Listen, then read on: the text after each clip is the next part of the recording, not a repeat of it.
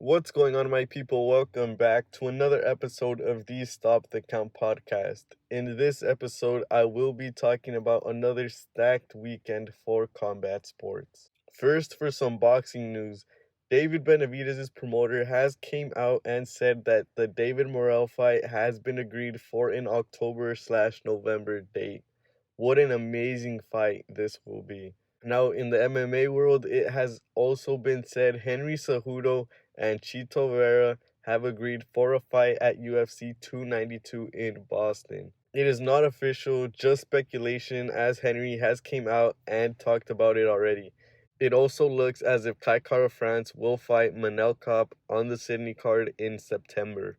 Now, getting to some of the boxing fights. The first is a fight I'll really try my hardest to watch, but it will be tough, as Joshua Franco will fight Kazutoioka in Japan. I will most likely not watch any of the fights on the undercard, so I won't be talking about any of them. But I will be breaking down the main event. Josh Franco versus Kazutoioka 2 for Josh's WBA World Championship. The first fight was for the WBA belt held by Josh, and the WBO belt was held at the time by Ioka, but he had to vacate the belt in order to fight Josh after the WBO had made Junto Nakatani his mandatory. The first fight ended in a draw, but honestly, if you haven't seen it, watch it. This was bullshit. Josh Franco won that fight easily. Now getting into the fighters. First, Kazutoioka. He has a record of 29 wins, 2 losses, and 1 draw. 15 of his wins have came by the way of knockout, and prior to his last fight, which was the draw, he was on a 6-fight win streak, and his lone loss was to Donnie Nietes by split decision. Ioka is also a 4-division world champion. And he's also not all that talked about because he's a lower weight fighter, but in his prime, he was top tier. Talking about how Ioka fights, I believe he is a very slow starter who likes to counterpunch. Ioka really likes to throw a left hook to the body and usually follows that up with a headshot. His combinations are very, very effective. But Ioka's ability to mix up the head and body shots are probably his best trait, because he always has his opponents thinking. Due to him being such a counterpuncher, he at times tends to get hit a little more than he needs to, and it makes him look bad during the fight. Now for champion, Joshua Franco. He comes into this fight with a record of 18 wins, 1 loss, and 3 draws. He also has 1 no contest on his record. 8 of his wins have came by knockout. Now, I've followed Josh's career for a very long time now, and let me tell you, his lone loss was against Lucas Fernandez by knockout, and this is complete bullshit.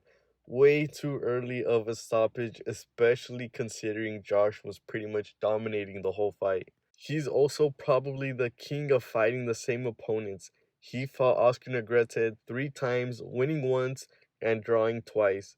Now, Josh also fought Andrew Maloney 3 times, winning 2 times, and a no contest due to Josh's eye swelling from an illegal head clash. And now he's fighting Ioka twice. So in his 23 professional fights, he's only fought 16 different opponents. Josh has the nickname of the Professor for a reason. Josh is a slick boxer. He has a very, very high ring IQ. He also has a very good jab. Josh likes to pressure his opponents, but he doesn't really overextend himself. But when he does, he's shown he could take a punch. Now, Josh is also a slow starter, but he knows when to pick it up. Now, that's not a good thing. Josh, as well as many young fighters, gets too comfortable at times and starts doing some flashy things. He's also not the hardest puncher, but he has 2 things that are arguably more effective, and those are punch placement and speed. Now, for who I have winning this fight, I believe Joshua Franco will pull off the decision victory. It will be hard, as he is the visitor again, but he will get it done. I believe Josh's boxing and his high boxing IQ will prevail and lead him to victory. I hope Josh doesn't take this fight lightly, because if he gets too much into the last fight and starts thinking he already beat him, of course, he could be in for a long night. There will also be a great Showtime card headlined by Carlosadames versus Julianwilliams for Carlos's interim WBC belt. There is great fights on this card. I won't get too much into these fights, but I'll start off by mentioning Erickson-Lubin versus Luis Arias. Erickson is coming off of a loss in his last fight to Sebastian Fondura, where Erickson was stopped, but Erickson was performing pretty well prior to the stoppage. Erickson's opponent, Luis Arias, is a well-tested opponent and should give Erickson a tough fight. The co-main event is a title fight between challenger Jadebornea challenging IBF super flyweight champion Fernando Martinez. Fernando is coming off of 2 straight decision victories over Barnias' countryman, Jerwin Encajas. Although Barnias is currently undefeated, he has a very inflated record, but I believe this will be a tough fight for both fighters. For who I have winning, I believe Martinez is very much a dog and he will pull off the victory. For the main event, Carlosadames will be putting up his interim WBC middleweight title against Julianwilliams. Again, I will not be breaking down this fight because it doesn't really interest me, although I do believe it will be a very close fight. I also think Carlosadames will come out victorious, as I believe he is the better all-around fighter. Now for the Matchroom card, headlined by Edgarberlanga, making his return to the ring against jasonquigley. There is many good prospects on this card. The first, I really like watching Rashmat Mati, and he is going up against a very good opponent. He's fighting Dakota Linger. Now, Dakota is no step over. He's a very awkward, hard-hitting opponent. This will be a very tough test for Mati. Another really good fight is Yanikel Rivera versus Christian Robles, a very tough fight between 2 great up-and-coming unbeaten fighters. If I was to pick who'd win, I'd probably lean towards Rivera. Now for the main event, the Matchroom debut of Edgarberlanga. Edgar is fighting jasonquigley. Now, I'm not going to break this fight down either, but I will talk about the fighters a little bit. First, jasonquigley. Jason has a record of 20 wins, 2 losses, with 14 of his wins coming by knockout. Jason's last loss came in a world title fight against Demetrius Boo Boo Andrade, where Jason was stopped in the 2nd round. Now for Edgar. Edgar has a record of 20 wins, 0 losses, with 16 of his wins coming by knockout. Now, if you remember when Edgar was first breaking out, he went 16 straight fights with a first round knockout. And since then, he hasn't really looked good. Even during the streak, you wouldn't see major development, and that's where his current problems started. In his last 4 fights, he hasn't looked good at all, especially in his last fight against Alexis Angulo, where Edgar looked bad in the ring, and to make it worse, Edgar bit his opponent and started to compare it to Mike Tyson. Edgar was suspended by the commission and couldn't agree to a new contract with Top Rank, which led to him signing with Matchroom. As for this fight, I believe Edgar will win by knockout, and we'll see if he's ready for some tougher competition after this fight. Finally, for the UFC Fight Night card, it is headlined by top featherweight contenders Iliatopuria going up against Joshemmett. It's a very good card with some very good fights on the prelims.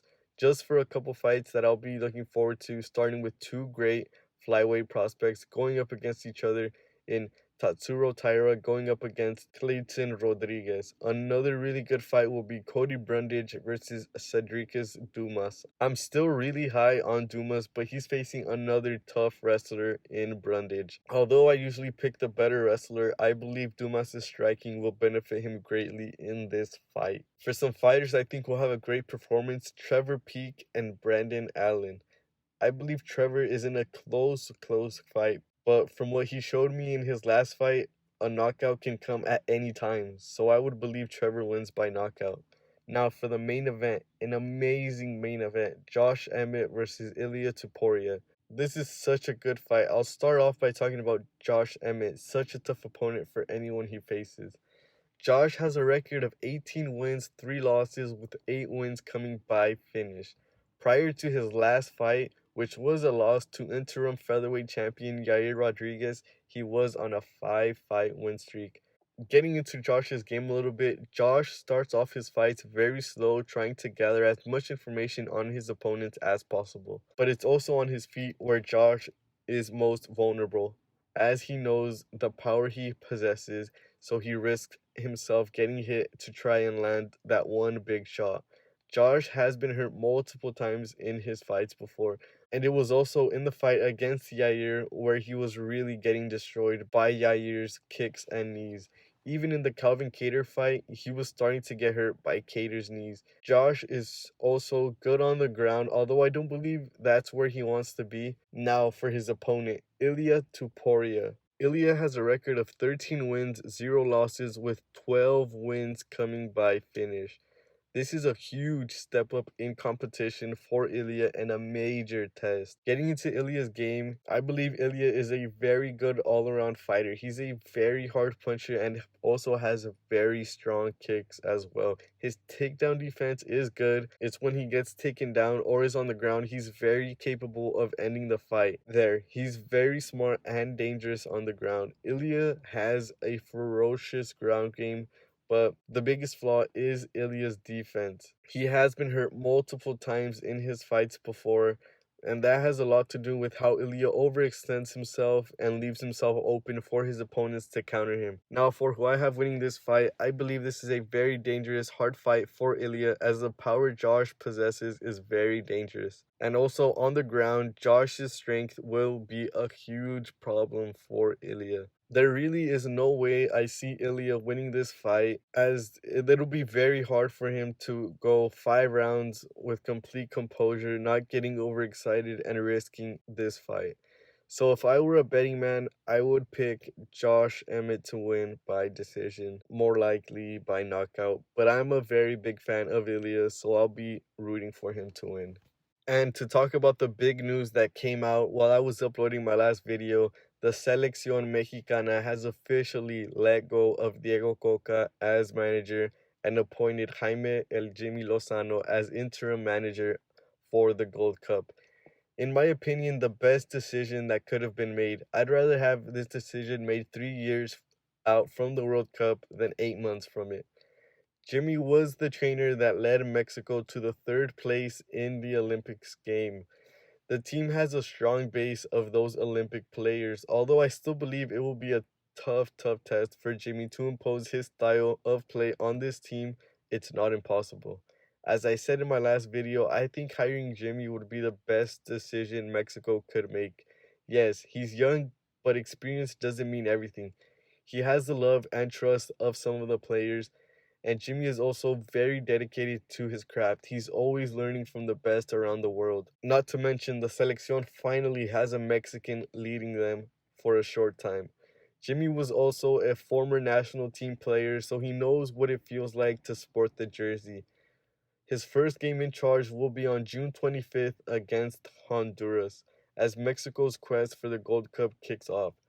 And my respects to Jimmy for taking this on short notice with players that he didn't choose, and we'll just have to see how it goes. Now for some Chivas transfer news. It now looks as if the last refuerzo for Chivas will be between alanpulido and lucamartinezdupuy. For me, I would prefer Dupuy because of the age. I honestly didn't really like Alan's first stint with Chivas, and I feel he'll probably only have one good torneo before falling off, and Dupuy is young and has good potential. I hope this gets resolved soon, as we are like 2 weeks out from the start of the torneo. Thank you guys for staying until the end. Don't forget to like, comment, share, and subscribe. Also, follow me on Twitter at StopTheCount10. See you next week as we talk about what happened in these fights. See you then.